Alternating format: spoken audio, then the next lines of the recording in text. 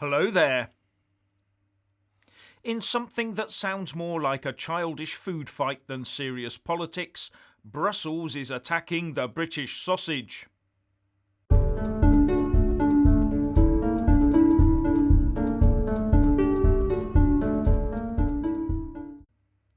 Firstly, please subscribe and like this video to give my channel a boost. And I'm always uploading new content, so please do check back daily. And a big thanks to my Patreon and PayPal supporters.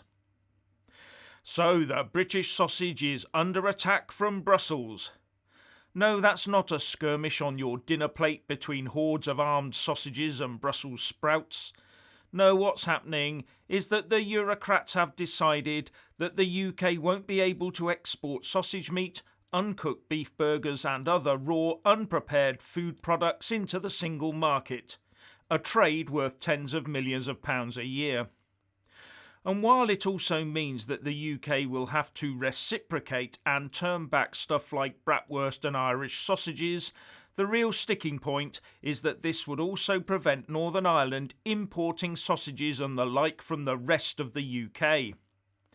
It all sounds so much like an episode from Yes Minister, where Jim Hacker was able to save the British sausage from being converted into the Euro sausage or being forced to call it the high-fat emulsified offal tube.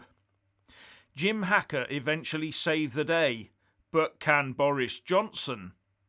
The Daily Mail reports, Britain will be treated as a non-EU country after the end of this year, as per the terms of the withdrawal agreement, but Northern Ireland will maintain EU food safety rules in order to prevent a hard border with the Republic of Ireland.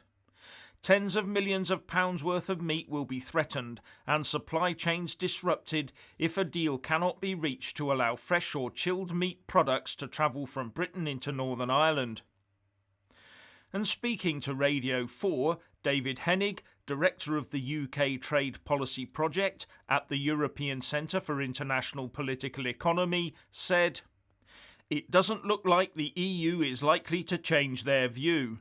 If the EU has a ban on the import of chilled sausage meat, that will be the UK position as well from the 1st of January, because of the way we have rolled over EU law. So a two-way ban is an automatic thing. And caught in the middle of this little lot is the Republic of Ireland. According to the Times, the Republic exported 335,000 tonnes of beef, pig and poultry meat into the UK in 2018, worth €1.8 billion. The loss of that would be very damaging to Dublin. The Irish Agriculture Minister, Charlie Monologue, called the situation concerning and said, "It's really important there's very strong engagement to look at the means by which this issue can be resolved." And the Times quotes an unnamed Whitehall source as saying, "It's been pointed out that the government has committed to mirroring EU food safety legislation after we leave the bloc. That means if they ban it, then we'll ban it too." If the EU does go through with this, there may well be many shops within the UK that were set up to cater for the Polish, for example, that might end up with nothing to sell. But it is reported that both sides are working through the joint committee set up under the withdrawal agreement to iron these things out. Now, given the insight into things that Yes Minister gives us, is this little spat all about unveiling a catastrophe today, followed by a victory tomorrow where terms are agreed, while covering up some other little horror show? But seriously, this little episode is just another example of why the government must declare the EU is not playing fairly in the talks for a free trade agreement, pull out of the negotiations, and rescind the withdrawal agreement. I mean, it's not like the EU is much good at this trade talks lark anyway, is it? After all, the UK has managed to get over 50 deals in place in a few years, while Brussels struggles to stir from its bed. And what is the European Union meant to be? That's right, it's meant to be a trade bloc. That's its sole reason for existence, if you believe the hype. we all know that it is really just a route to a single EU superpower. Anyway, if it is just there to sort out trade, then you have to question the figures. Because the campaign group facts4eu.org has done some digging into the EU Commission 2019 trade numbers, and they found that there was a 3.5% increase in EU global goods exports and a 4.1% increase in EU goods exports to countries it has trade agreements with. But then compare that to the 14.1% increase in goods exports to non-EU countries that the UK has achieved. But back to the subject of the withdrawal agreement and Northern Ireland Protocol. Today in Prime Minister's Questions, Boris Johnson was asked the following question by the Tory MP for Tewkesbury, Lawrence Robertson.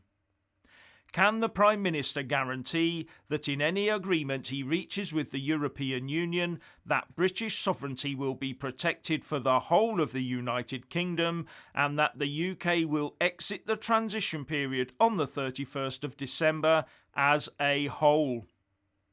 To which the Prime Minister answered, "Yes, indeed, I can make that guarantee." Although the rest of his answer referred to the matter of fishing and controlling our waters, and not on the obvious point of the status of Northern Ireland and the border being set up to separate it from the rest of the UK. But you have to ask how guaranteeing that the UK will leave as a whole unit squares with this matter of British sausages and other goods. And remember, at the end of last week, Boris had a teleconference with the heads of 11 of the UK's largest retailers, and when referring to the Northern Ireland Protocol and the potential for gaps on the shelves, he said, "Nothing can stop the great British sausage making it to Belfast." Now, this whole matter seems to hinge on EU law that states uncooked and unprepared meat products cannot be imported into the single market unless they are frozen to at least minus 18 degrees Celsius. And some experts are saying that this rule is so clear that even with a trade deal, this problem would be insurmountable. As the Express says, the clash is separate from the EU's recent threat to ban all food exports from Great Britain to Northern Ireland. Sources close to Michel Barnier have conceded a Brexit trade deal would not provide an answer to the row. So the only way around this seems to be the slow, painful route of changing EU law so that the Republic of Ireland's farmers can stay solvent. Or those words from Boris last Friday may come back to haunt him. Anyway, if you want to hear more from me, please don't forget to subscribe and also press that little bell, or you won't get any notifications. And if you want to see more of me, buy a mug with my mug on it by following the link in the descriptions box below and support me on Patreon or PayPal. So what do you think about the Great British Sausage? Please share and comment, and thank you for watching.